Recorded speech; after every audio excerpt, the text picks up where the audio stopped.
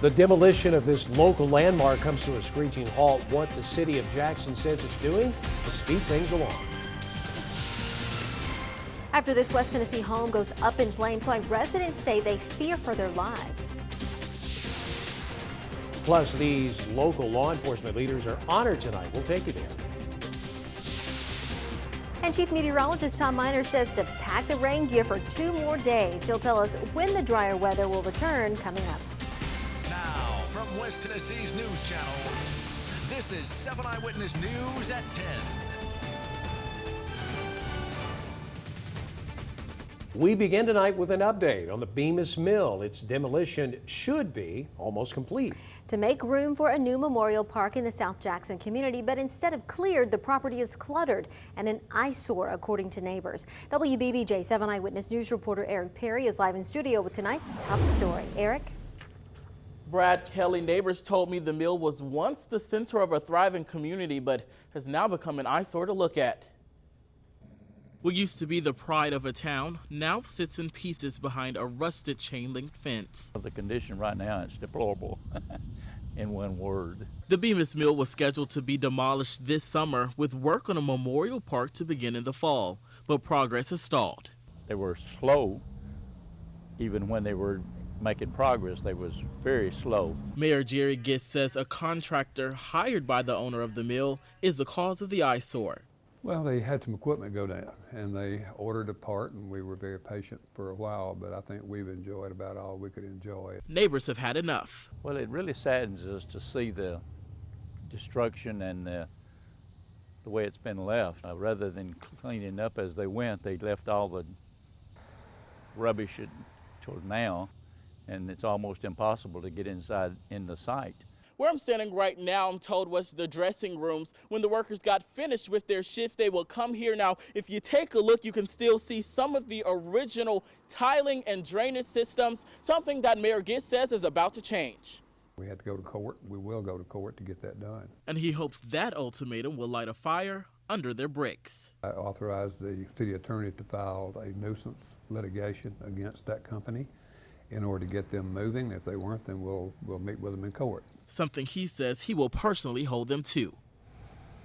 Now, as for money, Mayor Gist says the city has not paid a dime to the contractors, and the city has only provided the necessary permits for the construction. Live in studio, Eric Perry, WBBJ-7 Eyewitness News. Thank you, Eric. Now, according to Mayor Gist, that public nuisance action was filed today by the city attorney. Keep it here for updates. A Decatur County family lost their home Sunday night in a fire that's fueling fears their lives could be in danger. Decatur County Sheriff Keith Bird says they've responded to about 30 incidents at the home before the fire, but never had any solid leads. After vandalism and break-ins, the Shaw family suspects this fire was set by an arsonist and believe investigators could do more. More preventative measures before this happened. Cars being carved into, "You will die" being carved into my niece's car. The pool being slashed open. The house has been broken into multiple times, and this is not the first fire that has been set either. The Shaw family is currently staying in a hotel. The investigation continues. New at 10, the Jackson Fire Department has installed new technology to increase safety. It says new mobile data terminals at stations 1 and 5 will provide a near instant response time. The terminals provide dispatch information, route mapping, hydrant locations, and weather data. Across the state, Caleb Cannon, the East Tennessee man charged with the murder of missing mother Nikki Burgess, faced a judge today. Cannon's former cellmate testified, saying Cannon told him he beat Burgess with brass knuckles before strangling her and taking her body to Knoxville. The hearing lasted nearly 4 hours, then was continued to August 23rd. Across the country, a new poll shows Democratic nominee Hillary Clinton has a nationwide lead against her Republican rival Donald Trump. According to the Pew Research Center, 41% of those surveyed said they would support Clinton, with 37% backing Trump. Women surveyed back Clinton over Trump, 49% to 30%, while men support Trump, 45% to 33%. Mitt Romney is helping Florida Senator Marco Rubio in his re-election bid. The former GOP nominee is doing the private donor outreach in the hopes of protecting the down-ballot candidate if Donald Trump loses the presidential election.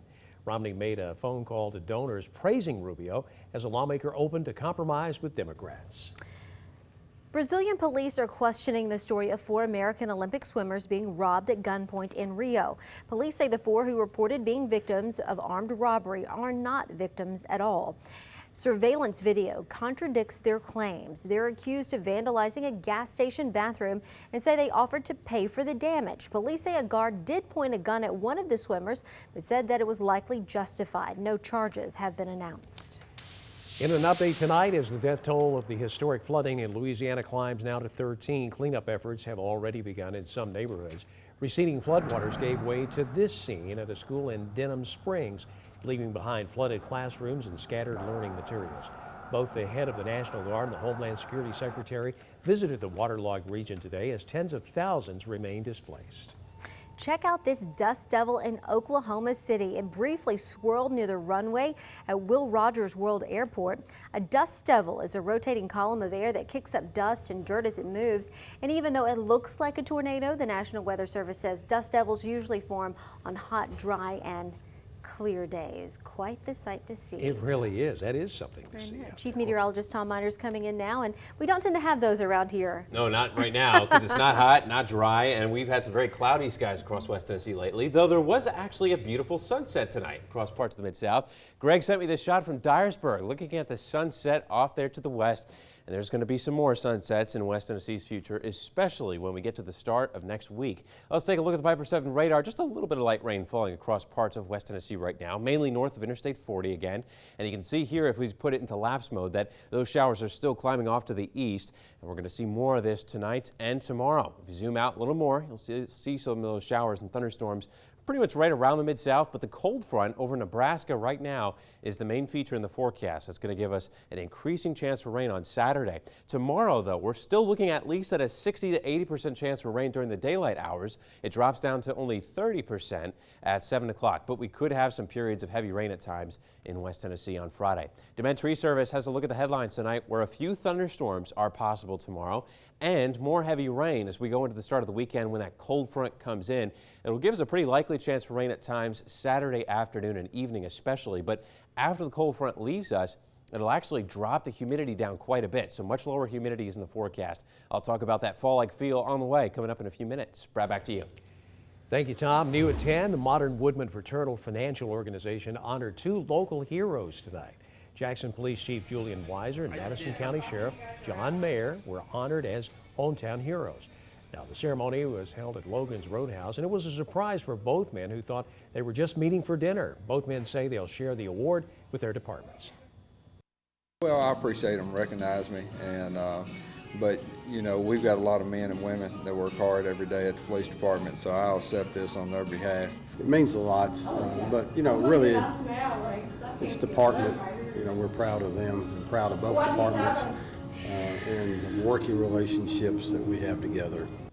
The organizer of the event planned the surprise with the spouses of the men. They were presented with plaques, hats, pens, and will have a donation made to the charity of their choice. Also new tonight, the Gibson County High School Band Booster Club gets a boost from a local car dealership. This evening between 3 and 5, Humboldt Dodge Chrysler Jeep donated $20 for every test drive of one of its vehicles to the Booster Club, up to $3,000. The dealership and school call the fundraiser a win-win. We have many props. We'll have travel expenses for the buses, to instrument repair, band camps. Just it goes a long way. According to the FCA USA brand of vehicles, it's helped raise more than $7 million nationwide for schools since 1993. Up next, the death of a college professor lands an unexpected suspect behind bars. We'll have the latest on the investigation. And hundreds of driverless cars will soon hit the streets when they're expected, coming up next.